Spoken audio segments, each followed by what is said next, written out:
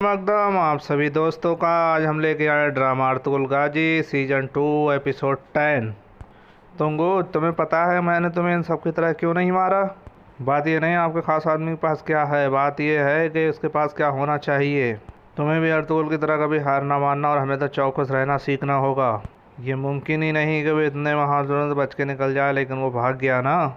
और फिर नोयान तंगोत को रस्सियों से बांध देता है और एक कांटा उसके गले में बांध के कहता है तुम्हें ऊँघ या नींद भी आई तो ये कांटा तुम्हारी थोड़ी से लेके हलक में छिद जाएगा और तुम मर जाओगे, और अगर तुम जिंदा रहे तो तुम मेरा विश्वास दोबारा जीत लोगे। नोयान कहता है हम अर्तुगरुल को फिर से झांसा देकर यहाँ लाएंगे, इसके लिए मेरे पास कुछ खुफिया हथियार हैं। इधर हैमा खातून सरदार से कहती हैं भाई मैं आपकी शुक्रगुजार हूँ, आपने हमें सहारा दिया, वो सब खाने पर इकट्ठा होते हैं, आपने मेरे शौहर का कबीला आबाद किया, आपको अल्लाह सलामत रखे, इसका अजर दे। सरदार कहते हैं लेकिन यहाँ पर मंगोल हर तरफ फैले हुए हैं, उन्होंने मेरे कजन को मारने की कोशिश की जो बिल्कुल काबिल कबूल नहीं। तैमूर ऐसा ही है ना। गुलदारो कहता है मामू अगर इन कुत्तों ने हम पर हमला किया तो शेरों को पता होना चाहिए कि उन्हें कैसे रोकना है। आप परेशान ना हो, आज के बाद ना दुर्दुर का कबीला सोएगा ना ही काई। तैमूर कहता है कि मैंने बाबा सबको हुक्म दे दिया है, जिन लोगों से ये कोताही हुई उन्हें सज़ा मिलेगी, यहाँ चिड़िया का बच्चा भी पर नहीं मार सकता।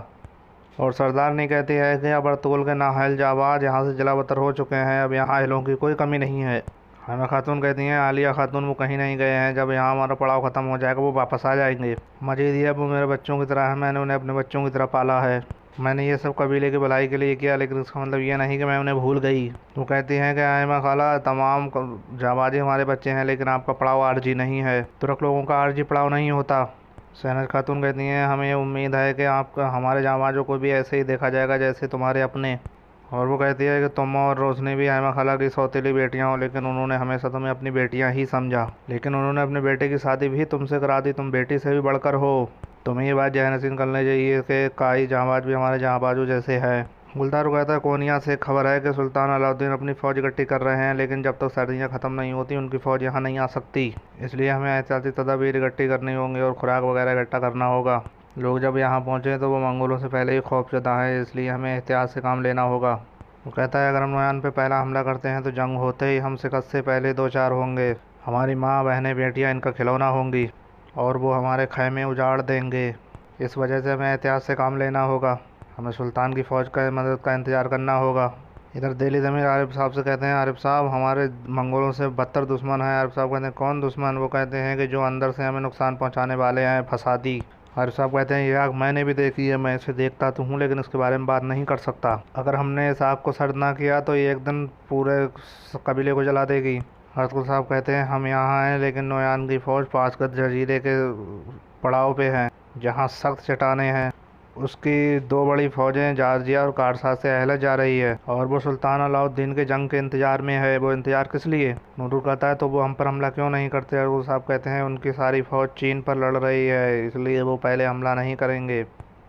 और फिर रोसान कहता है कि अगर वो चीन से फारिग हो गए तो उसके बाद हमारी बारी है ना, फिर तबाही होगी, एक बहुत बड़ा तूफ़ान आएगा और पानी खून में शामिल हो जाएगा।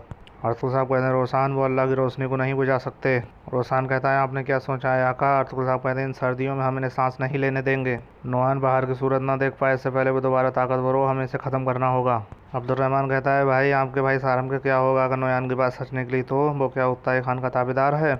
अर्तुगरुल साहब कहते हैं फ़िलहाल ये हमारे बीच राज रहेगा, जब हम कबीले जाएंगे तो ये बात अम्मी जान और भाई को परेशान नहीं करेंगे। अर्तुगरुल साहब कहते हैं कि अगर ये सच हुआ मेरे भाई ने उड़ताई खान के आगे सर झुका दिया है तो मैं उसकी गर्दन उड़ा दूंगा ताकि मेरे बाबा को सुकून मिले। अर्तुगरुल साहब कहते हैं बहुत शुक्रिया गनीम भाई, तुमने मेरी जान बचाई। वो कहता है ये अल्लाह का शुक्र है कि तो आप मुझे मिले, आपको मुझे देखने की हिम्मत दी। इधर सरदार ने कहती है मैंने सुना था कई कबीले वाले बहुत हुनरमंद हैं और मैंने तुम्हारे हाथों के कमाल से ये देश देख भी लिया, ये कि वो रोशनी को अपने पाले में करना चाहती है ताकि वो फिसल जाए और वो दोनों बहरों में दरार डालना चाहती है। चलो फिर ये बाजूबंद तैमूर को दिखाओ रोशनी वो क्या कहता है। और शहनाज कहती है कि मैंने तुमको खबरदार नहीं किया, इस औरत से दूर रहो, ये औरत खतरनाक औरत है। रोशनी कहती है बहन मैंने अपनी ज़िंदगी में तुमसे खतरनाक कोई नहीं देखा, और अगर वो ऐसी है भी तो मैं उसे देख लूँगी, तुम फिक्र ना करो, अपने काम से काम रखो। और उधर रोशनी वो बाजूबंद तैमूर को दिखाने आती है। शुक्रिया तुमने ये बाजूबंद बनाए, सर्दियाँ ख़त्म होने से पहले ये ख़वातीनों से मिलकर तुम्हें 500 और बनाने हैं।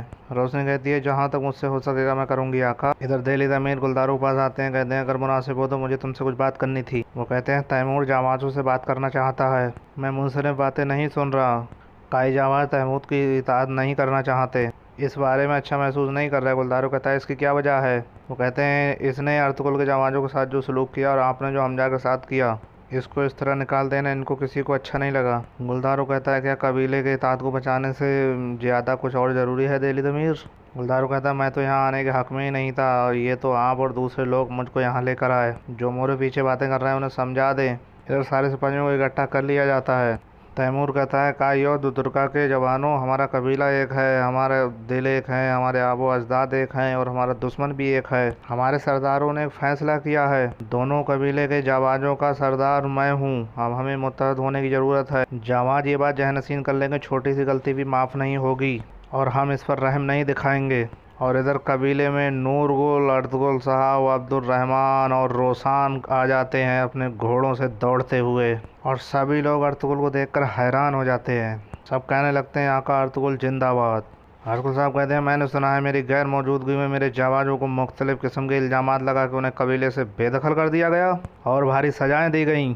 दोनों कबीलों को इकट्ठा करें और उन्हें फैसला करने दिया जाए। जब तक जिरगा होता है मेरे जाबाज मेरे साथ रहेंगे। अगर कोई कुछ कहना चाहता है तो अभी कह दे। अगर कोई मेरे जाबाजों के नज़दीक भी आएगा जिरगा होने से पहले तो उसे उसकी भारी कीमत चुकानी होगी। ये बात सब जहन नसीन कर लें। अम्मी जान आपको कुछ कहना है? नहीं मेरे बच्चे। मामू जान क्या आपको कुछ कहना है? नहीं बेटा। अगर तुम जिम्मेदारी उठाना चाहते हो तो मैं क्या कह सकता हूँ? अर्तुगरुल साहब वो कहते हैं कि जाओ थोड़ा आराम कर लो। अर्तुगरुल साहब पूछते हैं अम्मी जान हलीमा कहाँ है? हेमा खातून कहती है वो अपने खैमे में है बेटा। इधर अर्तुगरुल साहब हलीमा के पास आते हैं, कहते हैं हलीमा मेरी गजाली आँखों वाली, मेरी प्यारी हलीमा तुम्हें क्या हो गया? आँखें खोलो मेरी प्यारी हलीमा। और तभी खैमे में आरिफ साहब आ जाते हैं। आप शेर की तरह बहादुर हैं अल्हम्दुलिल्लाह अर्तुगरुल साहब। मैं जब भी आपको देखता हूँ ऐसा लगता है सुलेमान साहब मेरे सामने खड़े हों। हलीमा को क्या हुआ आरिफ साहब? कुछ नहीं हुजूर, बस थोड़ा सा वो आपके सदमे में है। अर्तुगरुल साहब कहते हैं अम्मी जान मुझे सबसे पहले दिली ज़मीर को मिलना है। गुलदारो कहता है अर्तुगरुल मामू तुम्हारे लिए एक जानवर कुर्बान करने लगे हैं। अर्तुगरुल साहब कहते हैं इसका कोई फ़ायदा नहीं जब तक हम नोयान का सर नहीं उतार लेते। इधर तैमूर कहता है बाबा वो अपने आप को हीरो समझता है, वो समझता है कि जो वो चाहे हासिल कर सकता है। सब कहते हैं कि तुम थोड़ा शांत रहो बेटा। दोस्तों ये वीडियो आपको पसंद आई लाइक करें, शेयर करें और बेल आइकन वाले बटन को दबाना ना भूलें ताकि सबसे पहले नोटिफिकेशन आपको मिल सके। ठीक है, मिलते हैं नेक्स्ट वीडियो में।